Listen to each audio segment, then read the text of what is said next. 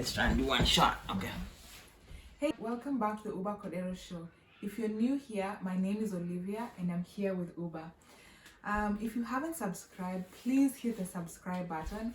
And if you have subscribed, well, welcome back.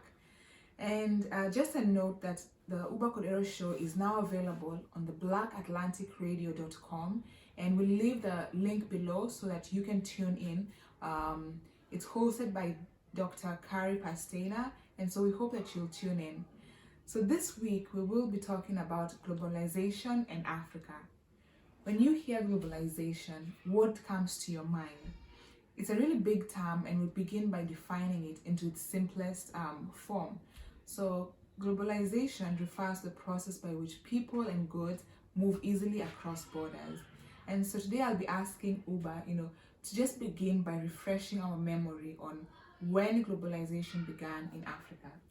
Oh yeah, thank you so much, Olivia, for this topical discussion that you have brought here. And to refresh the audience and our memory on globalization, we could stretch it back as far as the age of navigation, when it was possible for people to move from their settled areas, let's say their home countries, and cross the ocean. So you can go as far back as the 1500. Wow.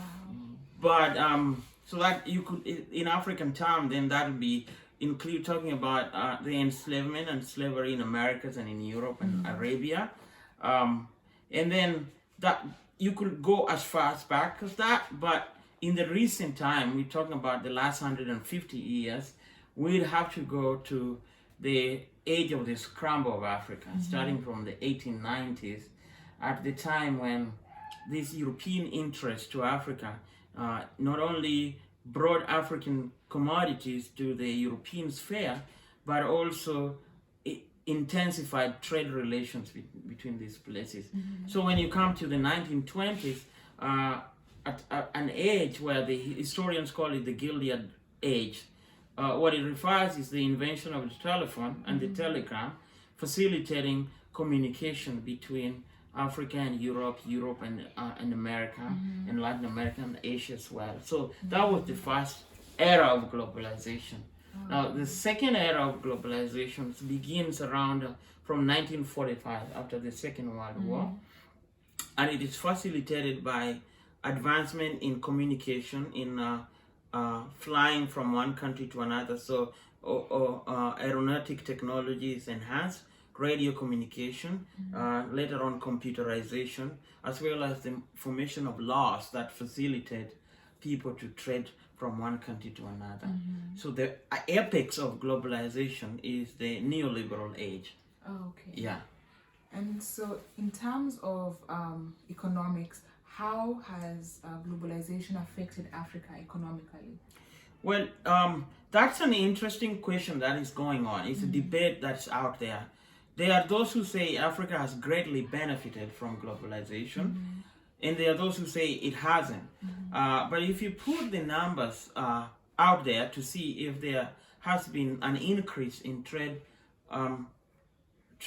volumes resulting from globalization of the world, then you realize Africa has not benefited from this process. Now the question becomes why it hasn't been so.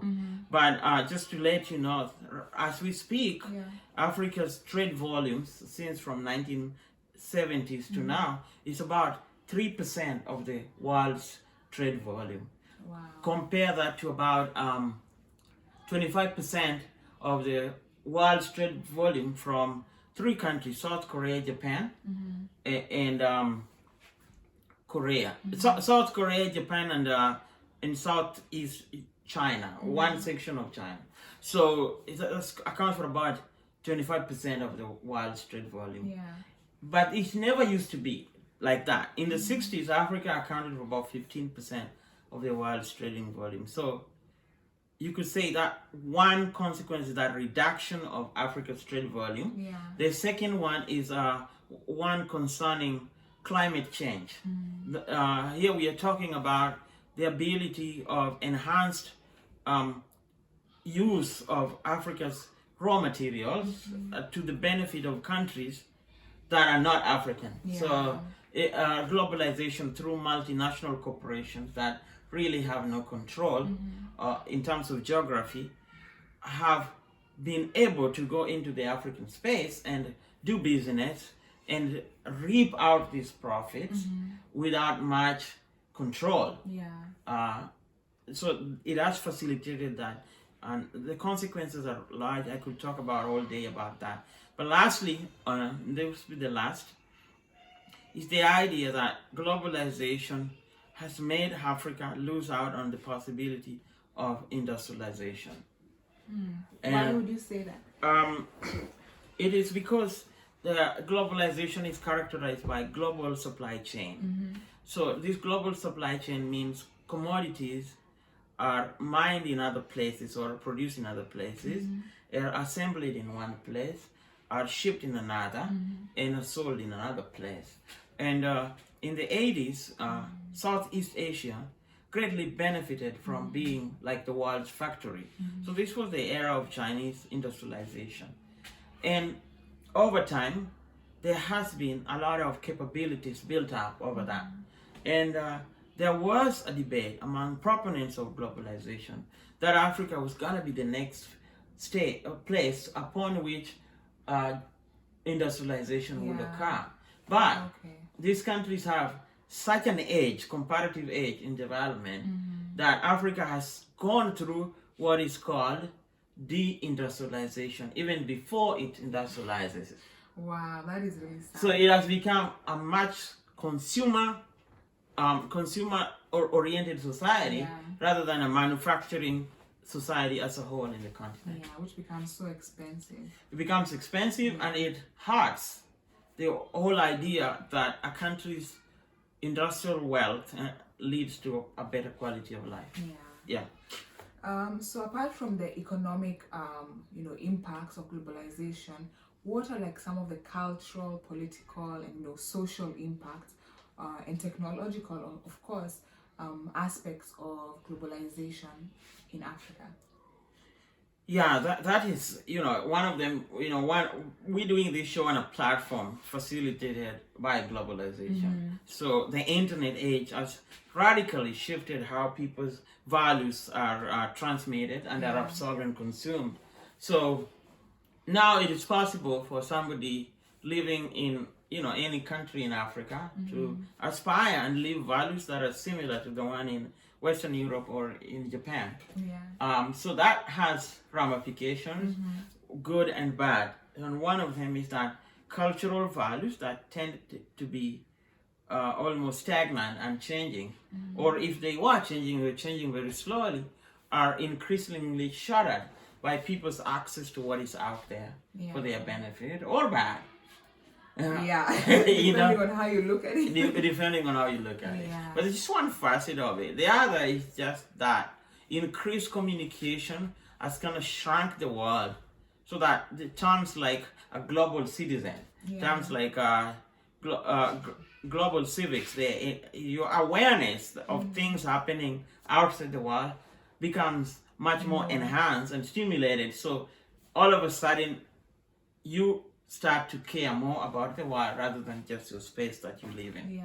Yeah. So despite the negative impacts of globalization, would you say that globalization has led to the development of countries in Africa?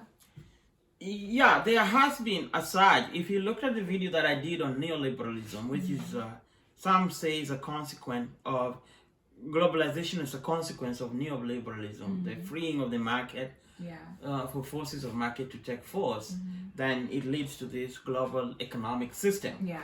But yes, the question should be how structurally was Africa placed to benefit from this system? And if the structures weren't good, how has African countries leveraged themselves so they can tap into it? And the answer to that question is that yes, there's been some countries have done much better at doing that than others. So one of the things a country has to do is to, for example, the internet age requires that access to the internet is possible. On an average, African countries have about 37% access to internet compared to the global average of about 57%. Wow, yeah. And high-speed internet, about only 3 countries have like affordable high-speed internet, and that is South Africa, Kenya, and Mauritius. Many of the countries' citizens have to pay a lot to access high-speed internet. Yeah. So if a country has to tap into the globalization age, it has to make it affordable for the citizen to do. Yeah. And so how do you think then in the future globalization can shape Africa? It will. It's still a continuation of what I was talking about. Yeah. If countries tap themselves in a position that they could benefit from it, they will benefit from it. And you know, it's going to create a lot of millionaires, a lot of creative ideas, a lot of innovations. But if government policies are not in line with the potential that might come from it, then these countries are not going to do very well. So one of the things is in the face of increasing dislocation of Africa's produce, African commodities, how has African governments responded to that? One of the things they have done is to pursue integration. Which example is the African Continental Free Trade Agreement, so that they can combat the rest of the world as one unity. Yeah. But they signed that, and it's in effect from January 1st, 2021. But what will come out of it is whether these countries are going to follow through. If they do follow through, and everybody is on board, then we can see a radical shift on how globalization will affect Africa. Yeah. Well, thank you so much for breaking that down for us. If you as our audience have anything to add on, we'll really appreciate if you add it in the comment section, and we look forward to seeing you in our next video. Thank you. Yeah, okay. Let's see.